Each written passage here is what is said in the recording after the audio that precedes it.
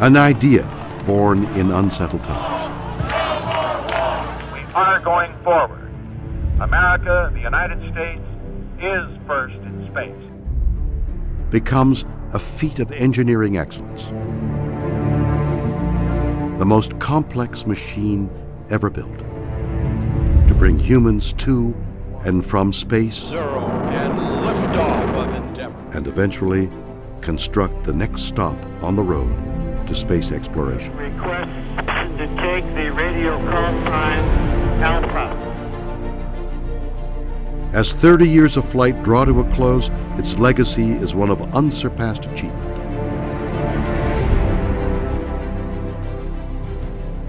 NASA Space Shuttle. Space Shuttle Endeavour is rolling out to Launch Pad 39A at NASA's Kennedy Space Center in Florida. In 24 missions, flown over 20 years, Endeavour has logged more than 103 million miles in space. The last of NASA's shuttles to be built, Endeavour prepares for her final flight, STS-134. Endeavour's 6 astronauts have trained for this mission for years. Well before any shuttle reaches the launch pad, however, a staggering amount of work is required. The parts, plans, and people necessary to make each launch span the entire nation. You've got all these people, all these folks that are in their 20s, some of them in their 30s, and they are, no kidding, in charge of some part of the space shuttle, some part of the space station, or some part of the plan. And every one of those people absolutely believes that they are the one that makes the difference on getting those astronauts back down to the ground alive.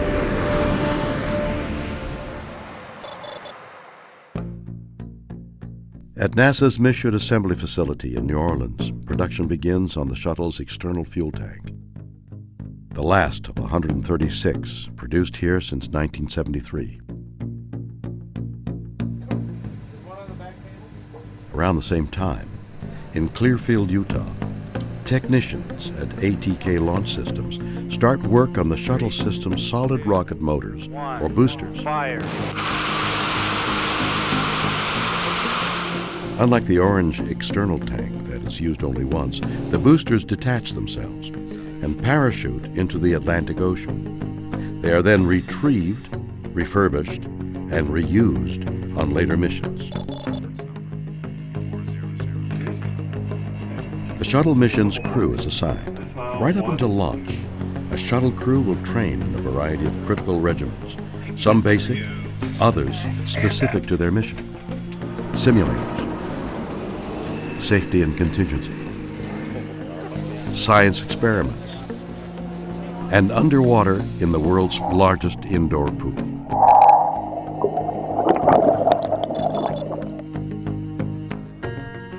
One month later, the ET is mated to the solid rocket boosters to form the backbone of the stack. Now, all that's missing is the spacecraft itself.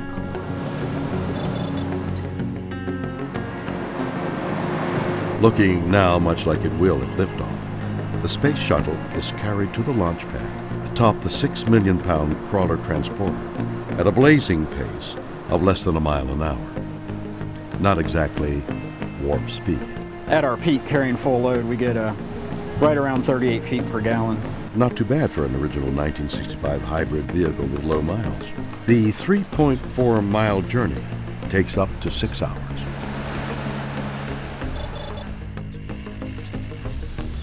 Now on the launch pad, the orbiter is ready to take on its main payload.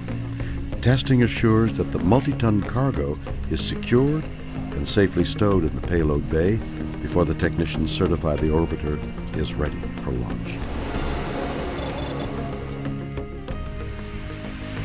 Flying T-38 aircraft from Ellington Field in Houston, the crew members arrive at Kennedy's shuttle landing facility. This is the NTD conducting the launch status check. All stations verify ready to resume count and go for launch. OTC, OTC go. TVC, TVC go. ETC. After nearly 3 years, hundreds of thousands of hours logged by engineers, technicians, scientists, seamstresses, electricians, and other program workers across the globe, We have main engine start. 2, 1. Booster ignition. The shuttle makes its way skyward.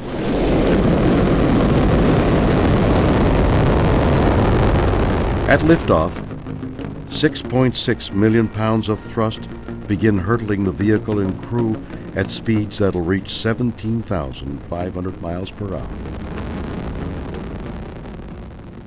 The shuttle is like no other machine ever built.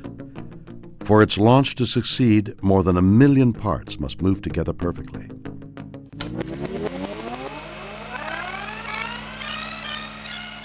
How this engineering marvel came to be is an amazing story that begins in the early 1970s. A new mission is sought for NASA to send humans into space, but Mars, for many the next logical step on the path of exploration, is dismissed as too costly, a destination for a country preoccupied with events back on Earth. Instead, on January 5th, 1972, another destination is selected. Low Earth orbit.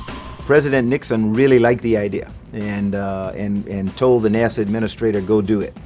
And the NASA administrator got a call from OMB the next morning, someone there, and said, hey, what the president really meant to say was, you're going to get this much money, and so do as best you can with the space transportation system. And our choice, logically, was, well, you have to have a vehicle first, and so that was the birth of the space shuttle as the first in the 3-part space transportation system. Many designs were considered. Often, they combined the best features of different concepts. One was the use of a lifting body, an aircraft with no conventional wings. Only its fuselage would keep the aircraft airborne and guide it safely back to Earth. At that time, they were looking at having jet engines on the shuttle for landing and for transporting it across the country. They were known as the flying bathtubs. For the first test, the M2F1 was towed behind a car, a souped-up Pontiac. Whitey Whitesides drove that Pontiac across the lake bed at about 120 miles per hour, dragging this flying bathtub behind it. As well as groundbreaking, their tests could also prove ground shaking.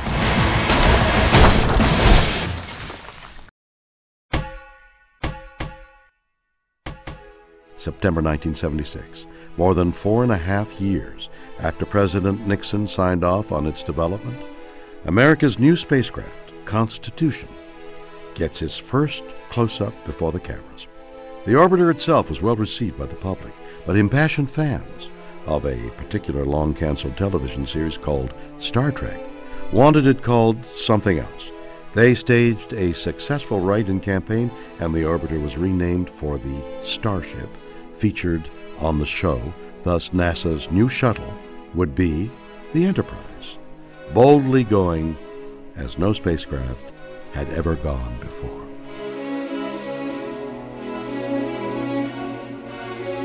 Whatever its name, this bird still needed to prove it could fly.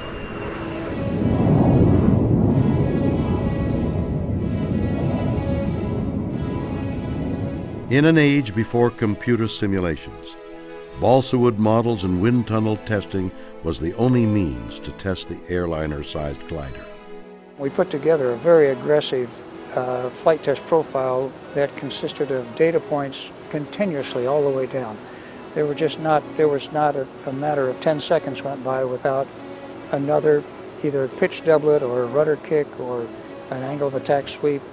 The things that really turn on a test pilot to fly them as accurately as possible. August 12, 1977. On a crystal clear California morning, high above the Mojave Desert, 2 NASA test pilots ready for Enterprise's first flight. The plan was for Fred Hayes, Jr. and Gordon Fullerton to lift the orbiter off a modified 747, then land on a dry lake bed 15,000 feet below.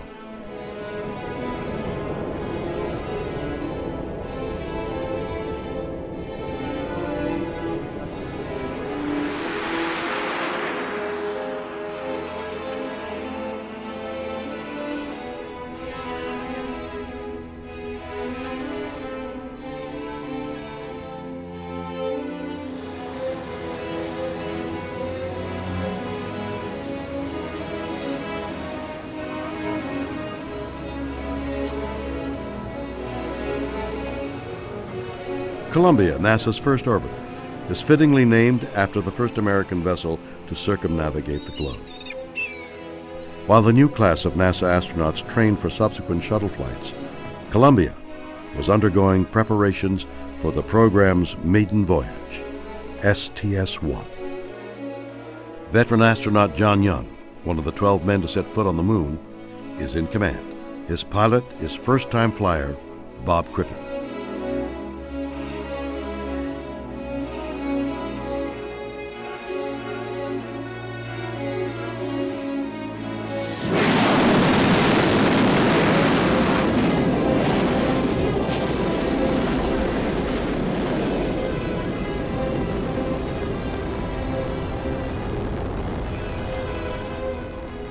Together they would travel over 1 million miles and circle the Earth 36 times.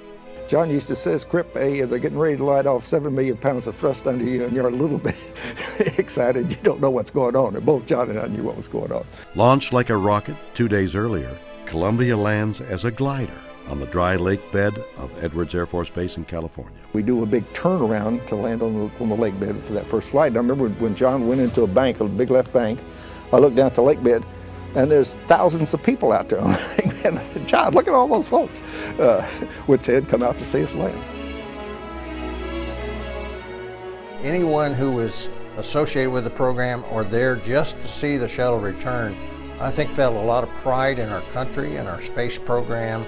And so those emotions were, finally released, and you said, wow, the flight was done safely. They're back home. The shuttle really does work. It's a great program. It's got a great future ahead of it.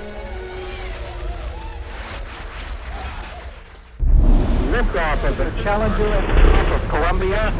Discovery, and the shuttle has clear landers. For more than 30 years, the fleet and thousands of Americans dedicated to its safety and success have toiled in exhilarating triumph, heartbreaking tragedy, and most often, quiet obscurity. Their contributions have extended beyond the bounds of space. Among others, shuttle-derived technologies have been used in developing an artificial heart and limbs, three-dimensional biotechnology, a light for treating tumors in children, and improving crime prevention and wildfire detection. From crawler driver to payload specialist, from scuba diver to pilot, from scientist to engineer, they and many like them throughout the nation share a commitment to sending humankind safely into space. That dedication, as much as any other acclaim, will be the legacy of America's space shuttle. I think will be remembered in thousands of years, as perhaps the most incredible technological feat of humans of our time. As is the order of life, an ending for the space shuttle becomes a beginning for a space-bound successor. Soon, America will again send astronauts into orbit and beyond to do what NASA does best: